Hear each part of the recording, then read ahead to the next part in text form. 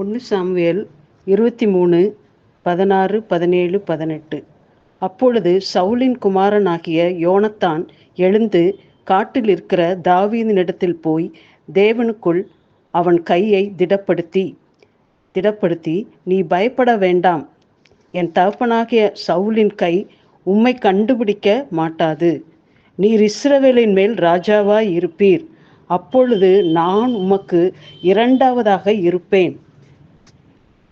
அவர்கள் இருவரும் கர்த்தருக்கு முன்பாக உடன்படிக்கை பண்ணின பின்பு தாவீது காட்டில் இருந்து விட்டான், யோனத்தானோ தன் வீட்டிற்கு போனான் என்று வாசிக்கிறோம். David was anointed before becoming a king, but the throne was not given. Jonathan went to the forest to comfort David.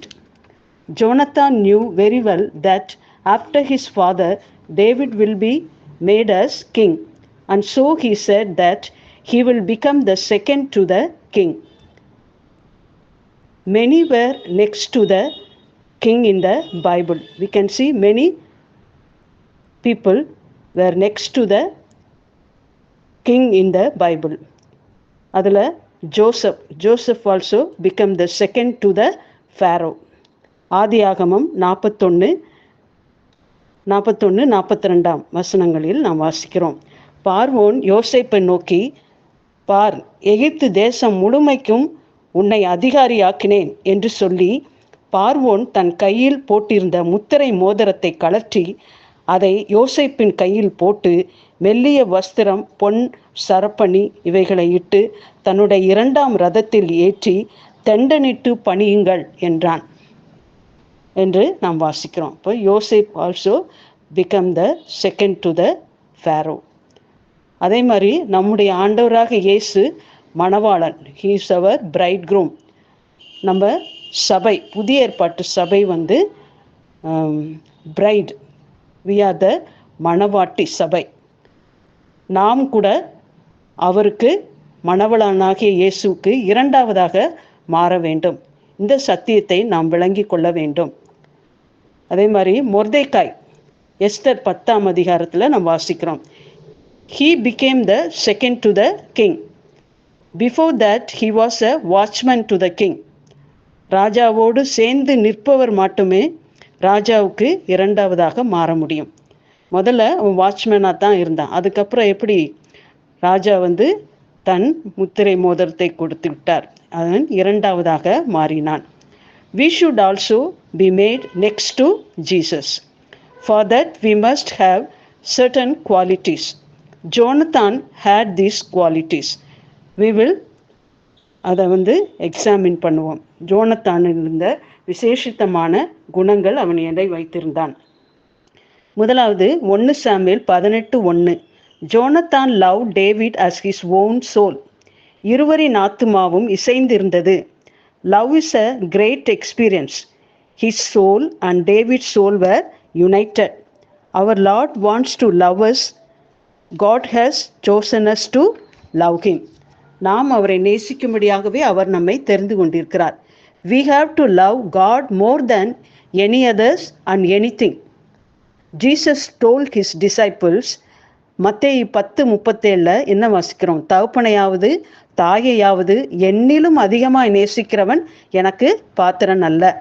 மகனையாவது மகளையாவது என்னிலும் அதிகமாய் நேசிக்கிறவன் எனக்கு பாத்திரன் அல்ல என்றார். அதே மாதிரி நீ வாழ்க்கைப்பட்ட போது இருந்த நேசம் எங்கே? அபிஷேகம் பண்ணப்பட்ட போது இருந்த நேசம், அதே நேசத்தை நாம் மரண பரியந்தம் காத்து கொள்ள வேண்டும். கர்த்தரை நாம் நேசிக்க வேண்டும். ரெண்டாவதாக அவன் தாவீதை ஆத்மாவை போல சிநேகித்தான். ரெண்டாவது 1 சாமுவேல் 18:3. யோனத்தான் தாவீதை தன் ஆத்மாவை போல சிநேகித்ததினால் அவனும் இவனும் உடன்படிக்கை பண்ணி கொண்டார்கள். நேசித்ததுனால கடைசியில் 2 பேரும் என்ன செய்தாங்க? உடன்படிக்கை பண்ணி கொண்டார்கள். அதே மாதிரிதான் நாமும் ரட்சிக்கப்பட்ட போது தேவனோடு ஒரு உடன்படிக்கை பண்ணி இருக்கிறோம்.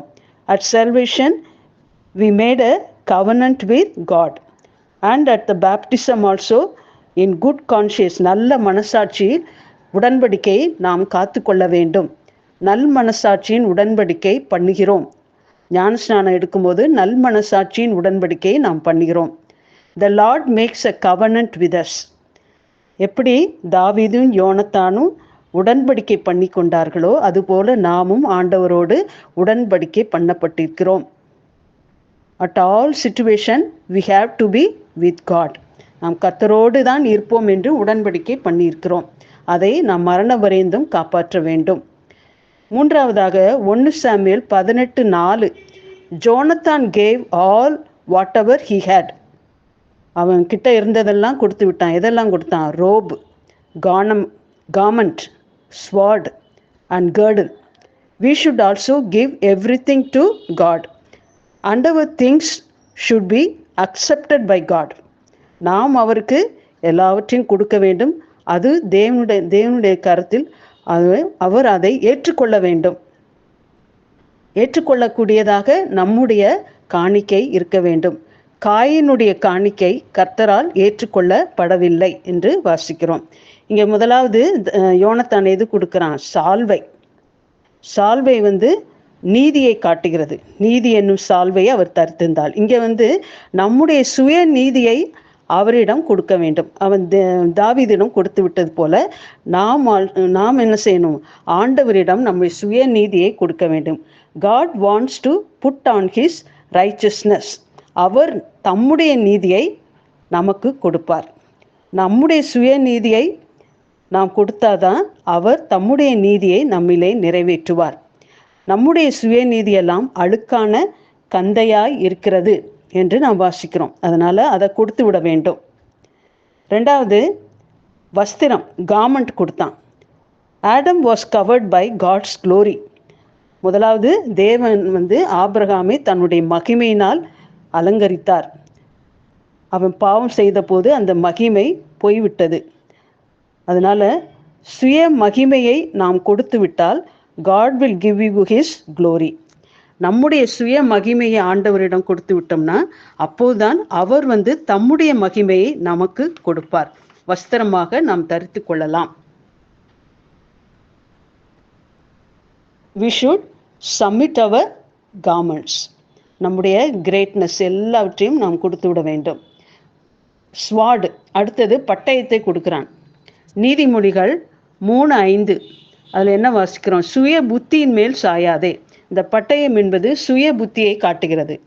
அந்த சுய ஞானத்தை கொண்டு நாம் எதையும் செய்ய முடியாது. அதனால அதை நாம் கர்த்தருக்கு ஒப்படைத்து விட்டுவிட வேண்டும்.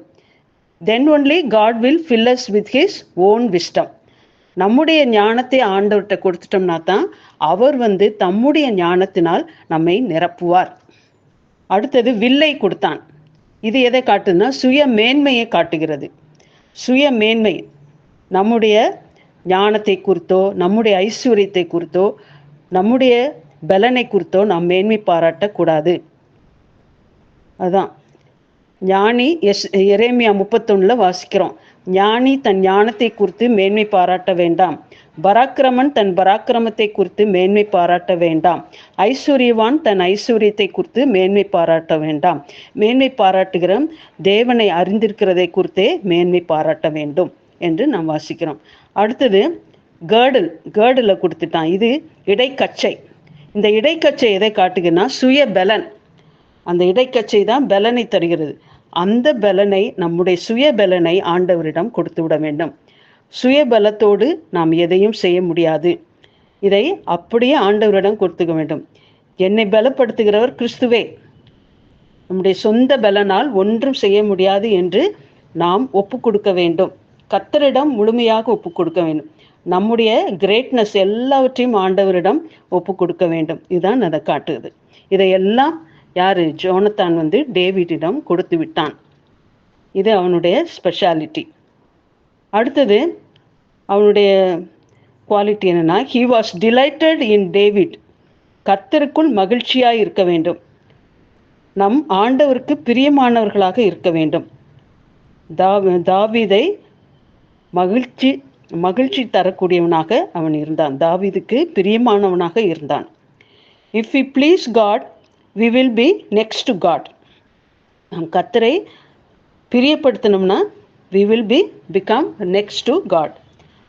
அதே மாதிரி தான் இயேசு, Jesus please the father and did the will of the father. எப்படி கர்த்தர் இயேசுவை பிதாவை நேசித்து அவருடைய சித்தத்தை செய்தாரோ அதுபோல நாமும் என்ன செய்யணும்? கர்த்தரை நேசித்து அவர் சித்தம் செய்ய வேண்டும். அதே மாதிரி தான் தானியேல் பிரியமானவன் என்று அழைக்கப்பட்டான்.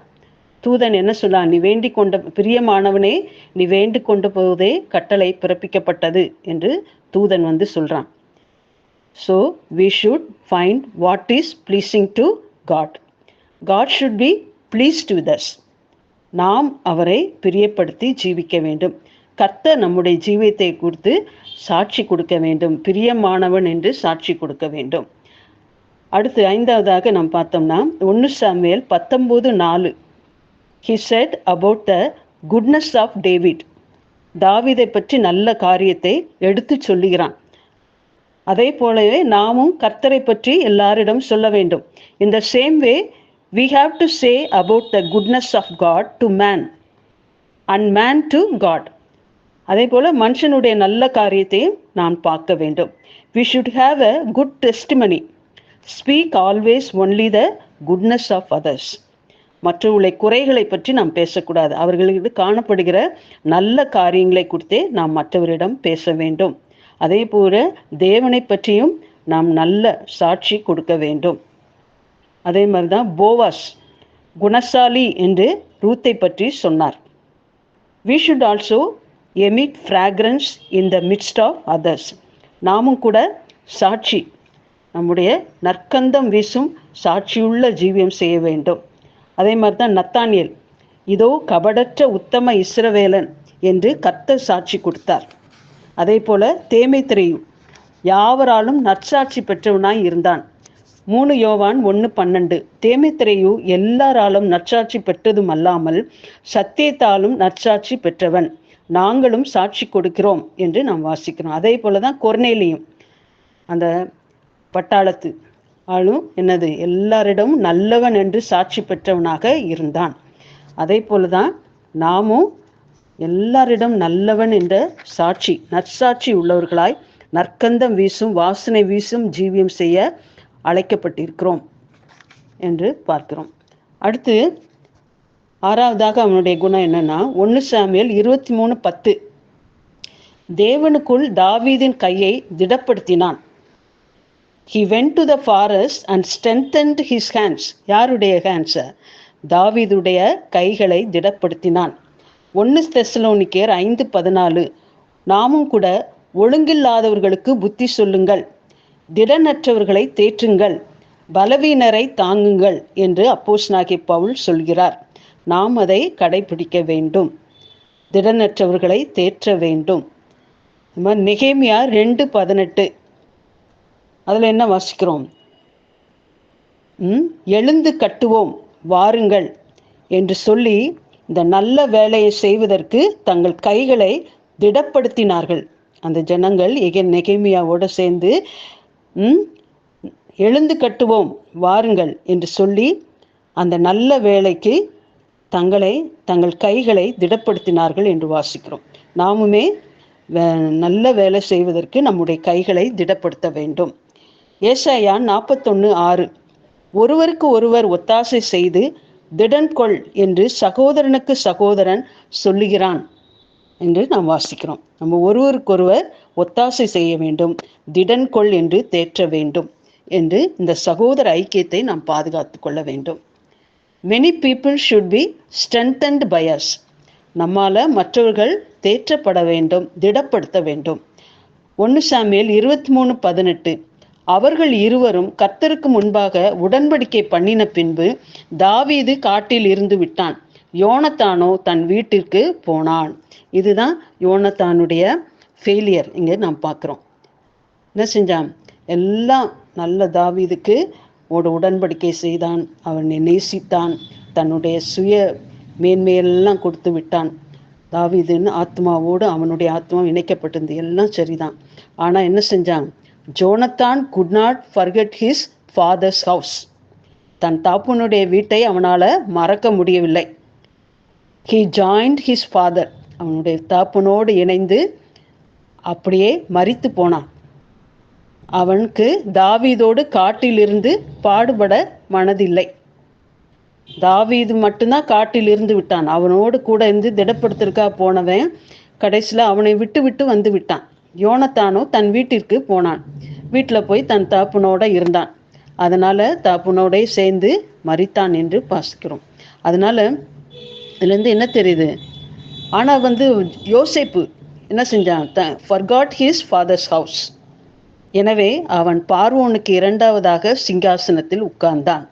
ஆனால் யோனத்தான் உட்காரவில்லை. ஏன்னா அவனுக்கு பாடுபட மனதில்லை. தாவீதோடு சேர்ந்து பாடுபட மனதில்லை. அதனால தன்னுடைய தகப்பன் வீட்டை மறக்க முடியாமல் அங்கே போய்விட்டான். அதனால தகப்பனோடைய அவன் மரித்து விட்டான். இரண்டாவதாக மாறவில்லை. 2 தீமோத்தேயு 2:12 நாம் அவரோடு கூட பாடுகளை சகித்தோமானால் அவரோடு கூட ஆளுகையும் செய்வோம். அப்போ இதுக்கு என்ன குவாலிஃபிகேஷன்? அவரோடு நம்ம பாடுகளை சகித்தால்தான் அவரோடு கூட ஆளுகையும் செய்ய முடியும். அதனால தான் அந்த யோனத்தானோட எவ்வளோ விசேஷித்த குணங்கள் காணப்பட்டாலும் தாவீதோடு அதிகமாக நேசித்தான். ஆனாலும் அவனோடு கூட சேர்ந்து பாடுபட அவனுக்கு மனதில்லை. நாம் கூட அந்த பாடுபடும் சிந்தை நம்மை தரித்து கொள்ள வேண்டும். கர்த்தர் தாமே நம்மை பலப்படுத்துவாராக, கிருபை தருவாராக. அவரோடு பாடுபட்டால் அவரோடு கூட நாம் ஆளுகையும் செய்வோம்.